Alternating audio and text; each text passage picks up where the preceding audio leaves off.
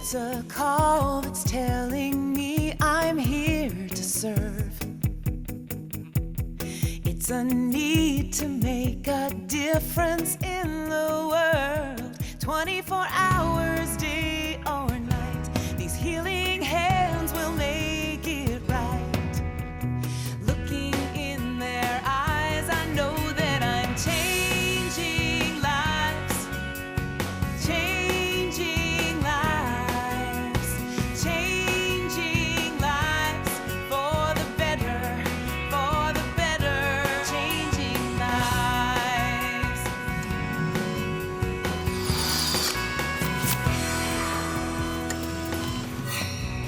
Hello again, I'm Grace Sells and welcome back to Best Docs Network, the show featuring some of the best doctors in the Houston area that are changing lives. Up first on today's show is plastic surgeon Dr. David Altamira.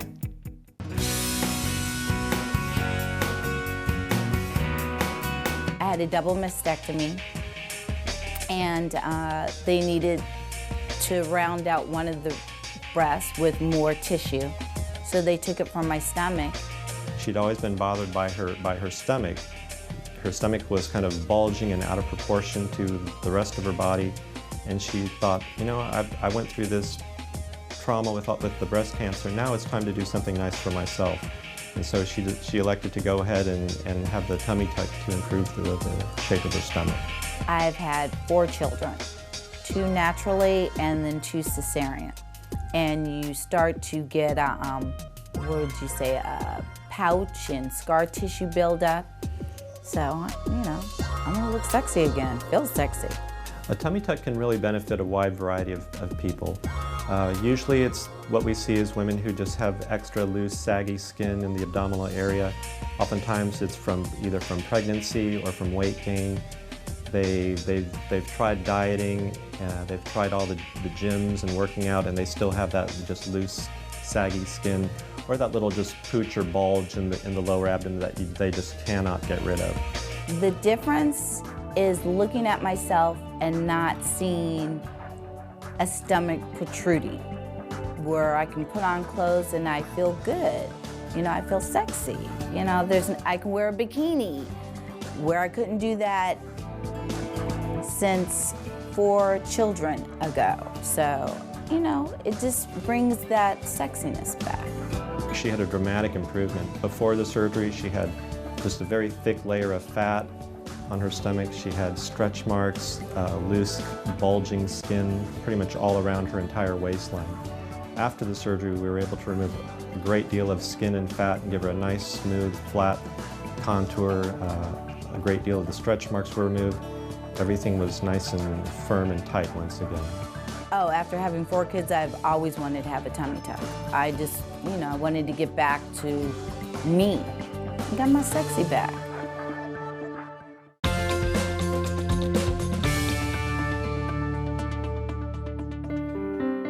Brushing your teeth can prevent a stroke. People suffering from gum disease are twice as likely to have a heart attack or stroke.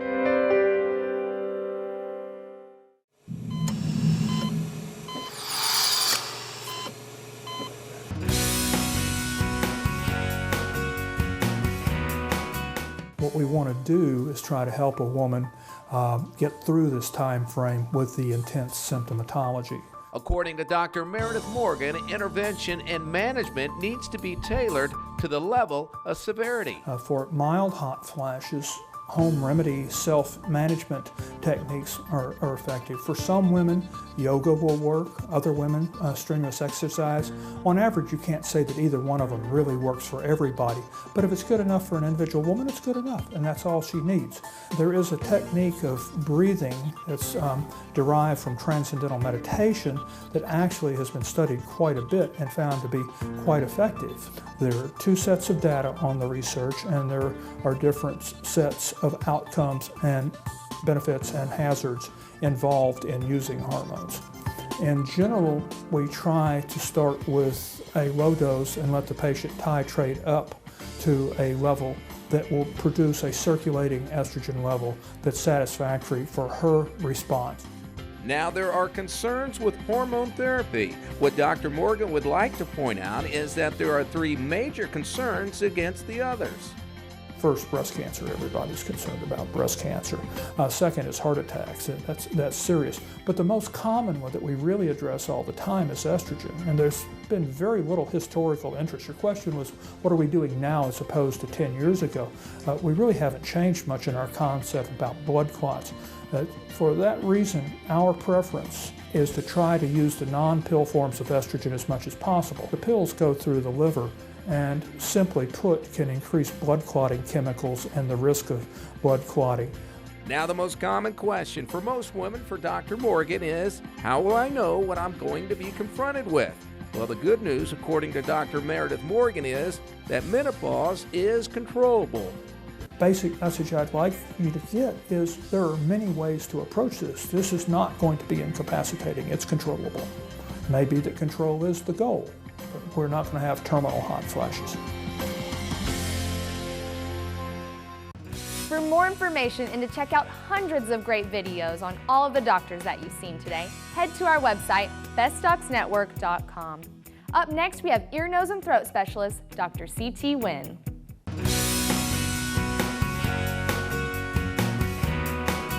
My symptoms were like I would always wake up in the middle of the night, having short breath, and then on the baseball field, like I'd be the one bending over all the time. I was the only kid on the team that would always be slouched over, trying to grasp for a breath. And I would say that was my major symptom right there, my major problem. Aaron is a young athletic teen whose mom brought him to see me because he was never been able to breathe through his nose. He feels tired all the time, and he complains that he doesn't have enough oxygen. He feels like he's short of breath. I've been to several different doctors around Houston, and they've always thought it was asthma or something else, but Dr. Nguyen has taken his time to actually look into my nose and go further into seeing what was wrong with me. When I examined Aaron, I noticed that he has a severe deviated nasal septum combined with enlarged turbinate. The turbinate are the swollen part on the side wall of the nose, which contribute to more than 75% of his nasal obstruction. We discussed those findings with his mom and him and decided upon a plan of treatment that consists first of correcting his septum and using energy radiofrequency coblation to reduce the swelling on the side wall of his nose, therefore increasing his nasal passage and increasing his oxygen intake. 2 months out of my surgery, I feel like I can breathe a lot better. It feels like my performance in baseball has improved. It feels like I'm getting really good night's rest every night. It just seems really amazing to finally get that breath of air that I've always needed. Aaron's surgery was performed in an outpatient surgery center. The procedure took around 45 minutes, and Aaron goes home the same day. Dr. Nguyen has forever changed my life. From when I was born to now, I could not breathe, and now I can. We just appreciate what Dr. Nguyen has done for my life.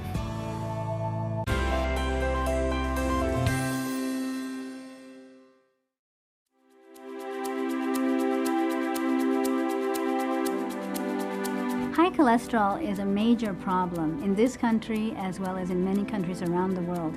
High cholesterol leads to atherosclerosis, blockage of arteries that affect many organs throughout our bodies. So how can we effectively treat high cholesterol? There are medications, but sometimes medications can cause multiple problems for patients, multiple side effects, muscle pain, weakness, breakdown of muscles, liver dysfunction, to name just a few. So we know that natural has always been the best, and we look for natural therapy with regard to cholesterol reduction. There is something that we used called Bio's Life Slim, which is a fiber product created at Stanford University about 20 years ago to treat high cholesterol in those patients who are intolerant to medications. It's been there for 20 years, but not many people know about it. We use it in our practice, and we've taught many doctors how to use this effectively to lower cholesterol. LDL is lowered by 30%, triglycerides lowered by about 50%, so Ask your doctor about BioLife Slim. Look for it. It's an amazing therapy, and it will help you to change your life.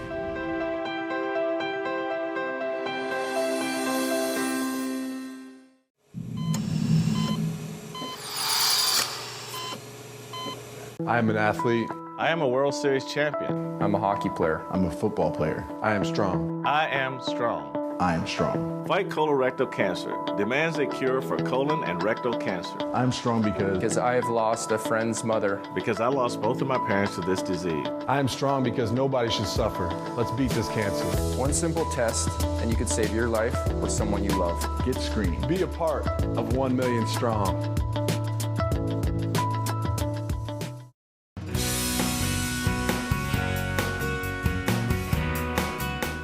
I came for the treatment for my toenails most of all, but all my all my toenails were bad, really bad. They were in bad shape and they were discolorated, like some white stuff on them. How to say? They were disattached from the nail bed in one place especially, and was kind of yellowish too.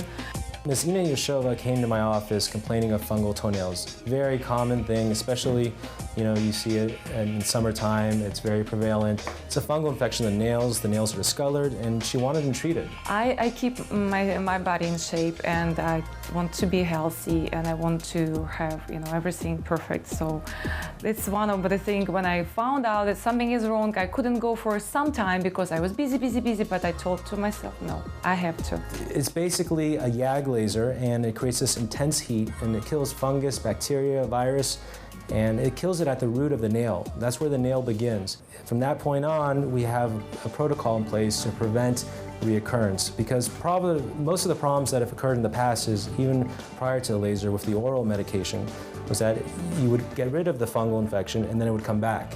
So you also have to do your part to make sure that you don't get a recurrence, because once you're susceptible to fungal infection, you remain susceptible the rest of your life. I figured out that I have good results because when I could see there my nail growing, the new nail will come pretty and doesn't have anything, like no fungus, nothing, no discoloration. It was pretty and nice and healthy nail. The risk of a fungal infection is not just the appearance, and so you don't want to wait on it. You want to make sure you come in early because you don't want to go to that severe category where you might require multiple treatments. It's better to treat it early on. Not only that, the nails, when they become fungal, they become yellow, thickened, discolored, hypertrophic, and you can develop ingrown toenails.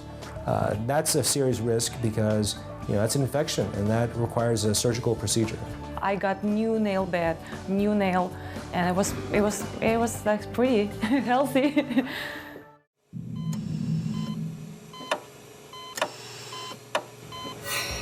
Chest pain can be a scary thing. There are bad causes of chest pain and not so bad causes. So how do you know the difference? Well, generally the bad causes of chest pain, for example, a heart attack, occur with a gradual onset. For example, the discomfort comes on gradually and then goes away gradually. It's usually exertional when you do things like run up a flight of stairs. It's usually dull, not sharp, and that means not like a knife. Knife-like chest pain doesn't tend to be heart-related. Also, if it's heart-related chest pain, you'll tend to get other symptoms like shortness of breath, you'll get a cold sweat, you might even get nauseated or have the pain go to your jaw or to your arm. Now, non-heart related chest pain is a lot easier to figure out and yet not nearly as scary. For example, it's usually sharp, it's usually sudden, it's usually aggravated by motion. For example, if you have chest pain that's worse when you move or reach or bend or arch your back, that's generally muscles or nerves, and that generally lasts longer. So that's the way you can figure out whether this is heart or not heart, that and whether it's exertional. If you go up a flight of stairs and your chest pain gets worse, and that's pretty predictable every time you go up a flight of stairs, that may be your heart. Check that out, especially if you're older. For additional medical minutes from Dr. Honaker, log on to bestdocsnetwork.com, click on Education and the Medical Minute tab. Did you know that on our website, bestdocsnetwork.com, there's a map that can help you find a doctor that's closest to you? Let's go ahead and check out our next doctor, oral surgeon, Dr. Paul Metz.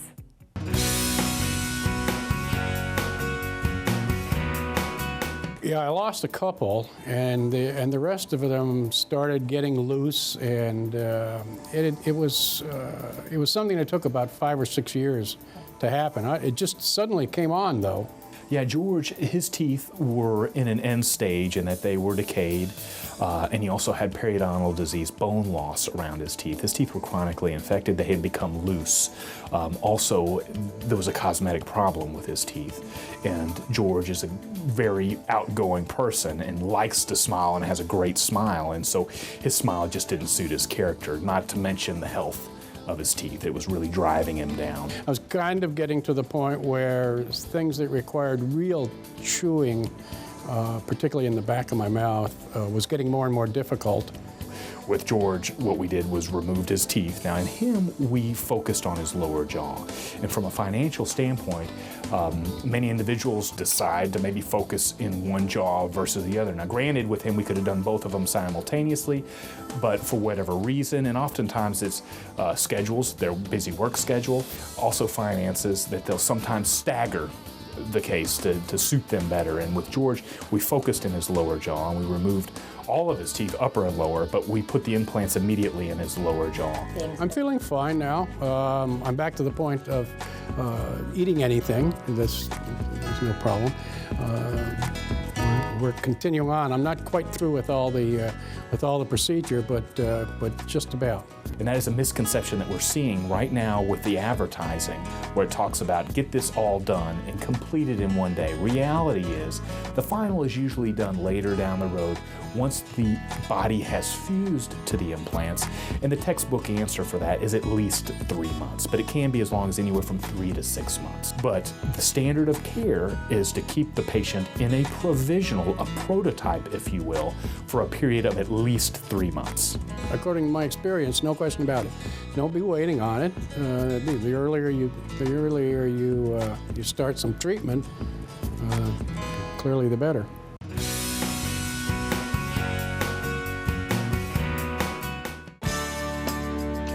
This is such a fabulous event. It's called Go Red for Women, and it's putting together women from the community, physicians, hospitals, everybody supporting women and heart disease and the awareness for women to protect and support.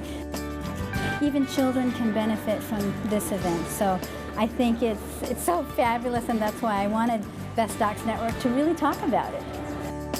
My speech today is going to be about how I'm dealing with heart disease and how to have an optimistic and positive attitude while going through something or anything difficult in your life. I keep laughing, I keep smiling, try to stay positive about things. I could be stuck in the hospital, but instead I'm home with my family. The biggest way to prevent these problems is education. So the main reason for this type of event is to educate, and through that we raise funds and can get the word out. Number one, it educates people on what has happened over the last several years, and it brings to the forefront, with women in particular, with Go Red for Women, to listen to your body and know your symptoms. The most important thing about cardiovascular disease is the #1 killer of women in this country. And 50% of women or men with cardiovascular disease die suddenly, without any symptoms, without any warning.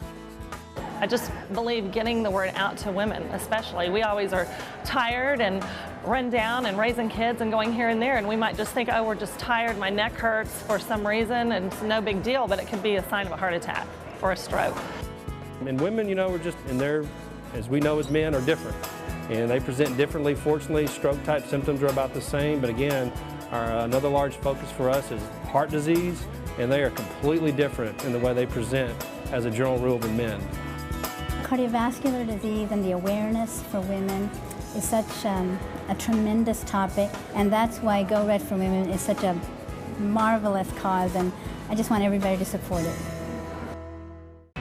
Tiku broke his jaw growing up, and his teeth never lined up until he met oral surgeon Dr. Paul Metz. To find out more about Tiku's story and other life-changing stories, log on to bestdocsnetwork.com.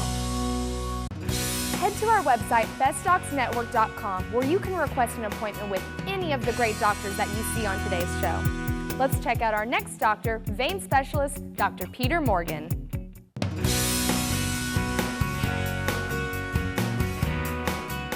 Debbie presented with severe swelling and large bulging veins in her legs, one leg much worse than the other. She had coexistent, severe, very advanced osteoarthritis in her knees, so she really had some big problems with both of her legs. Every morning and every night I would measure my ankles and just below my knees. I would have a difference of sometimes as much as 1 3/4 inches between morning and evening. And when I saw Dr. Morgan, he discussed the options with me. And then, as I said, having double knee replacements, and 3 doctors whom I highly respected all said, get it done before you have your knee replacement because it will do so much in aiding the healing. Before having her knee surgery, she came in to us to have her veins treated. We did ablations on her legs. Her swelling improved, her varicose veins improved substantially, and her legs felt much better, and she ultimately went on and had knee replacement. I don't go to bed at night with my legs aching. I don't go to bed at night just sometimes almost in tears if I've had a real active day because my legs were so swollen and ankles were so swollen, and it made a huge difference for me. The patients that I dreaded seeing previously in my practice, now I enjoy seeing them because I know that almost all of them have been seen and treated by numerous other physicians unsuccessfully, and I know that I can treat them successfully, not only for their wounds, but if they have swelling, pain, bulging veins, heavy, tired legs, all of those things can be successfully treated. About a month ago, my great niece was over and wanted to ride bikes, and we ended up riding 4 miles that day. I could not have done that previous to not having the vein surgery because it's made a big difference in my level of activity.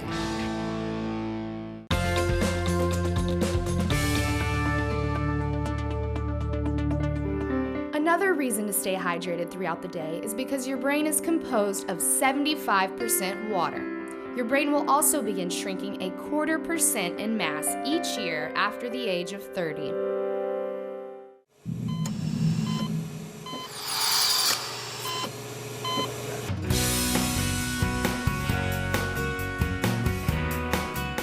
I came to Dr. Lewis because I always wanted to have really white teeth. And my teeth were straight. I never had to wear braces, didn't have any of those issues, but I had extreme sensitivity. So I could not use any of the whitening strips or just the gels that anyone could. My gums were receding probably because I am one of those brushers that brush the wrong way, didn't do the circular motion. She really wanted veneers. She had just gone through a lot of personal stuff and she wanted to make a change in her life, but she really did not want her teeth touched. She did not want anything reduced on her teeth or anything prepared. So he sort of walked me through the process, and I found out that what he could do was I didn't have to have any, didn't have to have my teeth all filed down. They just sort of buffed them, and he just recreated sort of my smile. It's really strange because it didn't change a whole lot, but it did change a whole lot. So we did the set on her and they turned out beautiful. I've done thousands of them and people are very happy with them. And what we found out is, in most cases, they're stronger, even though they're very thin, they're stronger than regular veneers because the strength isn't derived totally from the thickness of porcelain. I mean, you have to have a certain thickness.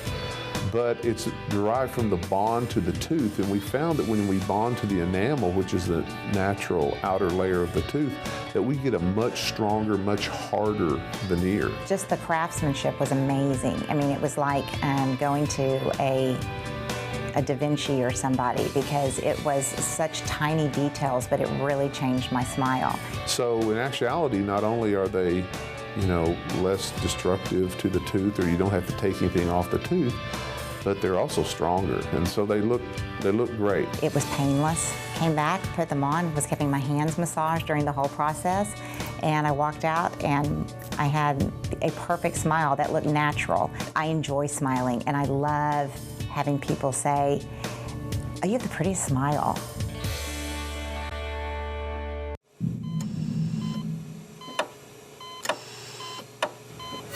Let's talk about the irritable bowel syndrome, IBS. Very common, more common in women than men, more common in stressful situations than not stressful situations. And what are the symptoms? Well, generally people have alternating diarrhea and constipation. Now, some people just have either diarrhea or constipation, but most people it's alternating. Also, people who feel full after they eat and then feel great after they have a bowel movement because they clear things out, that tends to be IBS also, irritable bowel syndrome. Now, it's important to know irritable bowel syndrome is what you have rather than something else, because there are bad diseases that can be signaled by a change in bowel habits. So if you have a change in bowel habits, go over it with your doctor. If you do have irritable bowel syndrome, there are medications you can take, but most people get by with doing things like over-the-counter probiotics, over-the-counter fiber tablets or fiber supplements like powder. And drinking lots of liquids, trying to avoid stressful situations, and keeping a trigger diary. Trying to figure out what you ate or drank the day before you had your problem will tell you what to avoid so you don't have IBS flare-ups. For additional medical minutes from Dr. Honaker, log on to bestdocsnetwork.com, click on Education and the Medical Minute tab.